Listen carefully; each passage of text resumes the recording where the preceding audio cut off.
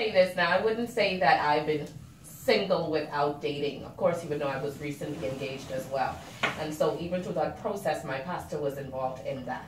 But what I would say is happening within the church is that the focus is just on spirituality. And not so much, I think the focus, more of the emphasis is on saving marriages or making marriages work.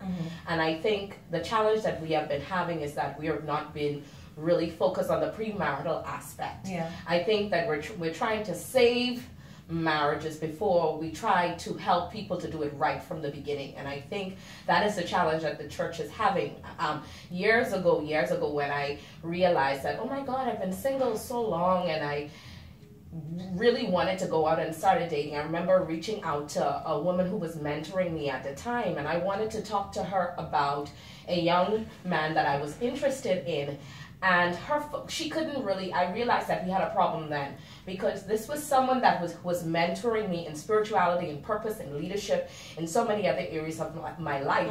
But when I reached out to her and I said to her, okay, there's this young man I'm interested in, you know, I'm trying to live right, and I need your guidance. But I recognized right there that she did not have the information, the wisdom, or the guidance to give me. She was afraid. What I recognized that she was afraid to really guide me in that area. And to even sort of give you the go-ahead to even begin dating this man. And there's the disconnect. And that was a disconnect for me. And so I experienced a level of frustration then. And so what I had to do for me personally, that was one of the reasons why I got so heavily involved in reading about relationships. I've done coaching, just reading the books, because I recognize that there is a void, that we are not tapping into how to guide people to choose right.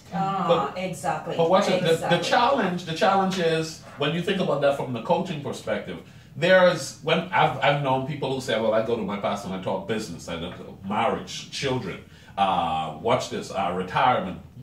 Most pastors I know aren't that well-rounded in all of those facets. So not because a person is rock solid in, let's just say, if there's 12 categories, they're rock solid in 8. You may be wanting the one out of the 4 in this particular matter. And a lot of people don't know how to say, hey, I can't really help you in that area. So then they just ignore that area like it doesn't exist. And so we have a problem that's persisting in relations to someone needs to address how to sustain yourself, how to still progress, how to attract, all of that under this particular umbrella. But the truth be told, I can't help you under that umbrella, because that's a subject area I'm not good at. Alexis, are you still there? Are you there, Alexis?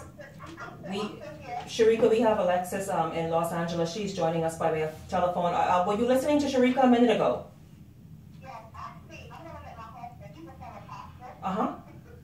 Let's see what he has to say. Yes. Okay. Hey, how you doing? Welcome to the conversation. You are live in Nassau, Bahamas, and we are privileged to have you joining us via telephone from Los Angeles.